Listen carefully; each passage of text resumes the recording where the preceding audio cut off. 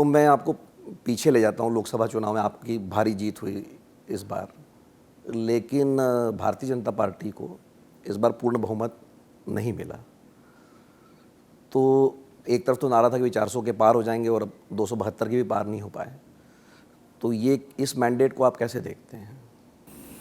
देखिए, मैं स्पष्ट रूप से कहना चाहता हूँ कि अगर इतिहास के पन्ने हम पलटें और 70 वर्ष 75 वर्ष भारत की आज़ादी के इतिहास में ये देश में पहली बार हुआ है कि किसी भी प्रधानमंत्री को इस राजनीतिक प्रतिस्पर्धा के वातावरण में पहली बार किसी भी प्रधानमंत्री को तीसरी बार प्रधानमंत्री के रूप में देश की जनता ने चुना है।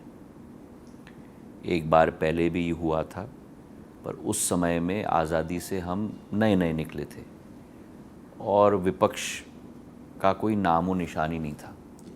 तो आप समझ लीजिए कि वन पार्टी रूल ही थी। पर ये पहली बार इन 75 वर्षों में प्रधानमंत्री जी को एक स्पष्ट बहुमत, एनडीए की सरकार को एक स्पष्ट बहुमत मिला है इस चुनाव के अंतर्गत। और ये एक प्री पोल अलायंस था, पोस्ट पोल अलायंस नहीं। पहली बात।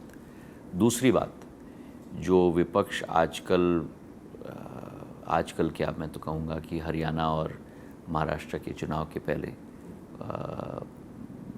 बड़ी ऊर्जा में थे, जब 3 फिगर भी विपक्ष ने क्रॉस नहीं किया, कांग्रेस पार्टी ने।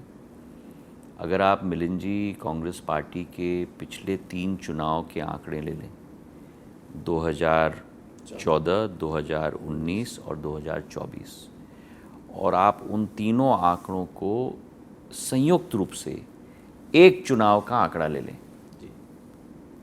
तब भी कांग्रेस पार्टी ने 240 पार नहीं किया है। और तीसरी बात मैं आपको कहना चाहता हूँ कि जहाँ जहाँ भी आप देखेंगे कि कांग्रेस और बीजेपी स्ट्रेट फाइट में रही है, डायरेक्ट फाइट में, उदाहरण के तौर मध्य प्रदेश में, राजस्थान में, छत्तीसगढ़ में,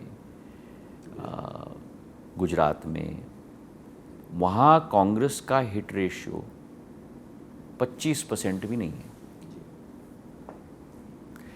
तो देश की जनता ने स्पष्ट संदेश भेज दिया।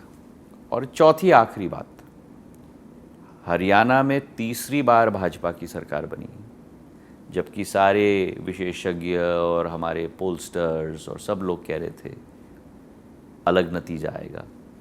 और महाराष्ट्र में तो मैं महाराष्ट्र की जनता को तो प्रणाम करता हूँ, और हरियाणा की जनता को भी। महाराष्ट्र और हरियाणा दोनों, क्योंकि दोनों राज्य मध्य प्रदेश के बाद मेरे दिल के करीब हैं।